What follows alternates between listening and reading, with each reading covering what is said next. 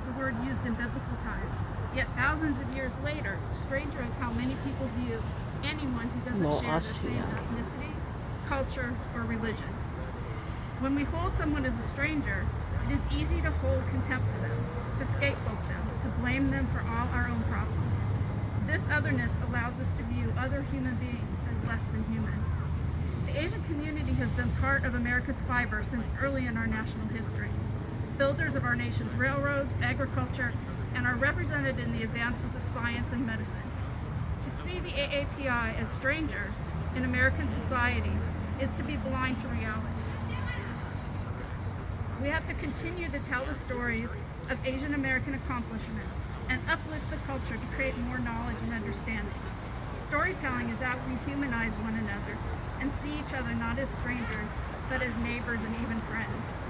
The SCIC calls upon our communities to rally in support of the following: fighting stereotypes about race and malice towards women and other groups in society, combating hate and aggression, specifically towards Asian and Pacific Islanders, proclaiming the sacredness of life regardless of the race, ethnicity, orientation, faith, tradition, or origin of our neighbors.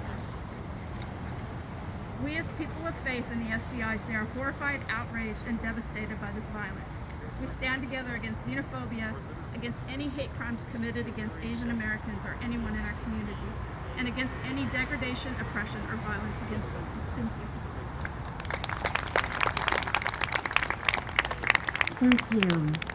And our next speaker is from Unite Here, Local 11. And I also just want to recognize, I forgot to call out earlier, our other labor unions that are represented here today, including SEIU 721, and also for all their support, as well as the United Steelworkers.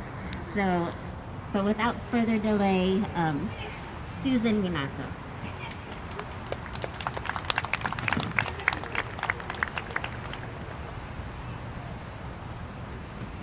Good morning, everybody.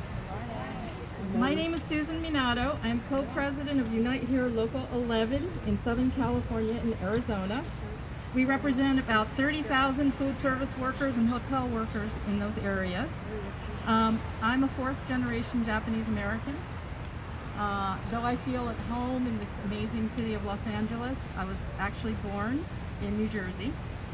And the reason why I was born in New Jersey was because after the Japanese internment, everyone lost everything, and people were lured to the east with free train tickets and company bank accounts and company housing. So our family moved there in 1945, and our family by that time, though, had been living in California since 1888 and had been 55 years living here before being interned. About 3 months ago, I was living in Atlanta. I had just led, some of the people are here right to my right, I had just led a 500-person, multiracial, multi-generational group of people who first went to Arizona, flipped Arizona, and then 2 weeks later moved to Atlanta, Georgia. So that was an amazing thing. We joined Stacey Abrams' Fair Fight, and then of course brought home the Georgia runoffs on January 5th. So as an Asian American leader whose parents, grandparents, and great-grandparents were interns in the American concentration camps, you know, I'm really, truly forever changed, and I think everyone here to my right who went also, I'm truly changed by what happened in Arizona and Georgia, where with a group of immigrants, with people of color, we led the safeguarding of the U.S. Constitution, the same Constitution that put the Japanese Americans in here. In that same Atlanta, not 3 months later, there was a terrible incident that we're talking about here. A gunman went into 3 massage parlors because I guess 1 wasn't enough. He needed to go to 3. And he had to keep going because he had to satisfy his urge to kill more Asians, and especially Asian women. Of the eight people killed, 6 were Asian. The suspect told the police that this was not an Asian thing.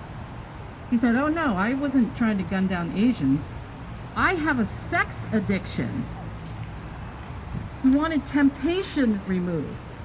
And anyone here can only guess what is inextricably linked in that statement. As a 30-year movement leader, mother of 2 multiracial men, a sexual violence survivor myself, and as a human being, I'm having such a hard time figuring out and reconciling what happened. The pride and patriotism that I feel in my heart, the love for this country, and yet Asian women would sooner be gunned down because of what we represent in the American psyche. Temptresses, business owners, go-getters, all of those things, nothing can be good from that. So all I'm here to say is I'm not going to put up with it anymore, and I don't think anybody here is either. So let's take our love and our anger and our skill, and yes, our beauty, and let's stay with the principles of nonviolent direct action taught to us every day by our treasure, the Reverend James Lawson, who lives here in Los Angeles with us, because we are much stronger than this, yes? Yes. We're much bigger than this. Yes.